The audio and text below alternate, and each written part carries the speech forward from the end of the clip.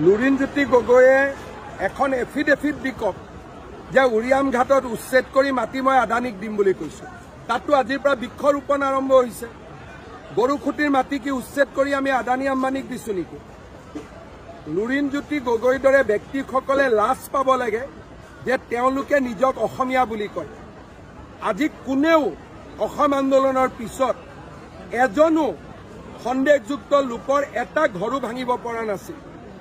মই 1,29,000 বিঘা মাটি সন্দেহযুক্ত লোকৰ পৰা মুক্ত কৰি বনাঞ্চল বা ভিজিআৰ পিজিআৰক আমি উভতাই দিছো। ধন্যবাদ দিব নোৱাৰে, নালাগে, সমালোচনা নকৰিব, কাৰণ অসমীয়া জাতি যদি আমাৰ ভাৰতীয় জাতি সত্তা ইয়াত জীয়াই থাকিব লাগে, এইটোৱে আমাৰ শেষ সুযোগ। আপুনি কংগ্ৰেছৰ ওচৰত আত্মসমৰ্পণ কৰিছে, কৰক, মোৰ আপত্তি নাই, কিন্তু জাতিটোৰ কাৰণে যি ভাল কাম হৈ আছে তাৰ মাজত নোসোমাব, ৰাইজৰ অভিশাপ পাব।